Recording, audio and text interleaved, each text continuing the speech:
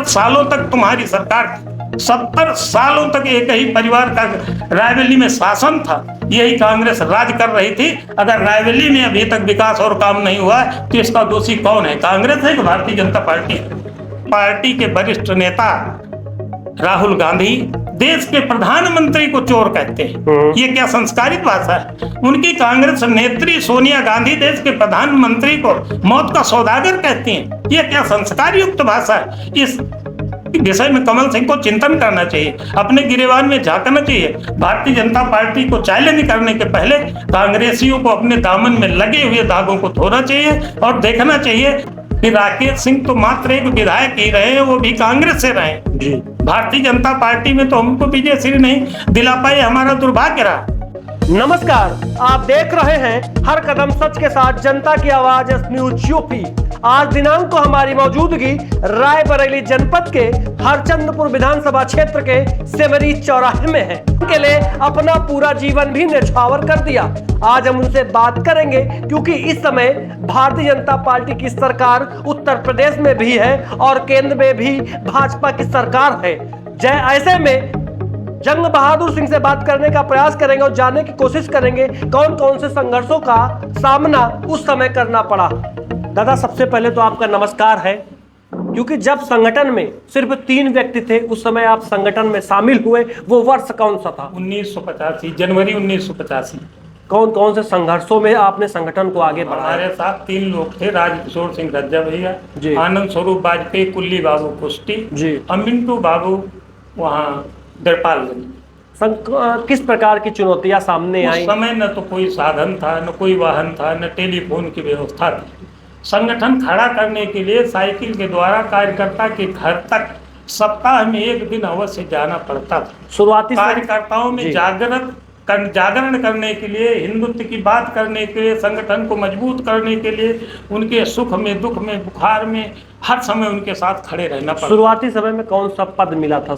शुरुआती समय में रज्जा भैया मंडल के अध्यक्ष थे और हम युवा मोर्चा के अध्यक्ष बनाए। युवा मोर्चा के अध्यक्ष। उसके बाद संगठन द्वारा कौन कौन से पद मिले? रज्जा भैया के बाद मुझे 3 बार खीरू मंडल का मंडल अध्यक्ष रहने का अवसर मिला जी।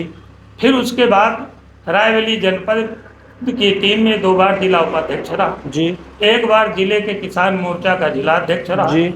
उसके बाद अवध क्षेत्र का क्षेत्रीय संयोजक रहा जी। और वर्तमान समय में भारतीय जनता पार्टी का प्रांतीय सदस्य हूँ। मौजूदा समय में है आप? हाँ। ऐसे में संगठन आज की डेट में बहुत ही मजबूत है। वर्तमान में उत्तर प्रदेश और केंद्र में दोनों सरकारें आपकी चल रही हैं। ऐसे में हरचंदपुर विधानसभा की अगर बात की जाए तो वर्ष 2022 में जो विधानसभा का चुनाव हुआ था तो भाजपा का जो कैंडिडेट था विधानसभा से हार का सामना करना पड़ा। कारण क्या था? जब राकेश सिंह चुनाव लड़े जी तो राकेश सिंह की तरफ से, भारतीय जनता पार्टी की तरफ से कहीं कोई कमी नहीं थी जी। कार्यकर्ता के लिए कोई अभाव नहीं था जी। लेकिन कार्यकर्ता के बीच में कहीं संवाद की जी और आपसी सामंजस्य की समस्या थी। इसी कारण हम अपनी पार्टी को हर बूथ पर विजय श्री नहीं दिला सकते। अगर कार्यकर्ता एक दूसरे से बातचीत करके, एक दूसरे से मिलके, एक दूसरे का सहयोग लेके, चूंकि हर गांव सभा में राजनीतिक कार्यकर्ता होने के नाते प्रत्येक कार्यकर्ता के 10-5 मतदाता या समर्थक अवश्य, ऐसा करते तो हमारे प्रत्याशी विजय श्री को प्राप्त होते और योगी जी की टीम में एक व्यक्ति बढ़ता। लेकिन आगे आने वाले 27 की विधानसभा में कार्यकर्ता के द्वारा ये कहीं कमी नहीं होगी, ये चूक भी नहीं होगी, क्योंकि संगठन स्तर पर, सरकार के स्तर पर, हमारे प्रदेश से लेकर राष्ट्रीय नेतृत्व तक कार्यकर्ता से या हमारे नेतृत्व से जहाँ कहीं चूक हुई है उस भूल सुधार की पूरी कोशिश की जा रही है। कार्यकर्ता प्रशिक्षित किए जा रहे हैं, अनेक कार्यक्रम लगाए जा रहे हैं, कार्यकर्ताओं को लाभार्थियों के दरवाजे तक अपनी योजनाएं लेकर पहुंचाया जा रहा है, भेजा जा रहा है। 27 में ऐसी स्थिति नहीं बनेगी और कोई ऐसी स्थिति है भी नहीं कि पुनः योगी आदित्यनाथ जी उत्तर प्रदेश के मुख्यमंत्री। भाजपा के वरिष्ठ कार्यकर्ता है, इस समय विपक्ष का एक वीडियो तेजी से सुर्खियां बटोर रहा है कि चाहे जितना रुपया, करोड़ों रुपया खर्च कर दिया जाएगा और 1 लाख से अधिक आपके नेताजी को हरवाने का काम करेंगे। क्या कहेंगे? भाई साहब, ये जो काम किया है ये कांग्रेस के तथाकथित नेता कमल सिंह चौहान जी, क्या कहेंगे उनको? उन्होंने कहा कि हम करोड़ों रुपए खर्च करके और हरचंदपुर विधानसभा में जी राकेश सिंह को लाखों वोटों से हराने का काम करेंगे। शायद वो ये भूल गए हैं जी कि भारतीय जनता पार्टी का नेता और भारतीय जनता पार्टी का समर्पित कार्यकर्ता जी न तो ईमान बेचता है न वो खरीदा जा सकता है। ये उनकी भूल है। शायद वो भूल गए हैं कि पूरे देश में इसका प्रमाण है कि हमने कांग्रेस के विधायक और सांसद बिकते हुए और खरीदते हुए तो देखें जी। लेकिन भारतीय जनता पार्टी का कोई कार्यकर्ता आज तक मैंने बिकते हुए नहीं देखा। ये उनकी भूल है और उनकी सोच में गड़बड़ है, जो कि भारतीय जनता पार्टी के कार्यकर्ता को पैसे का लालच दिखाकर और लाखों वोटों से हराने की बात करते हैं। और हराने और जिताने और किसी से निपटने का काम नेता से नेता नहीं करता। ये उस विधानसभा का मतदाता और जनता करती है और वह जनता और मतदाता अपना काम करेगा।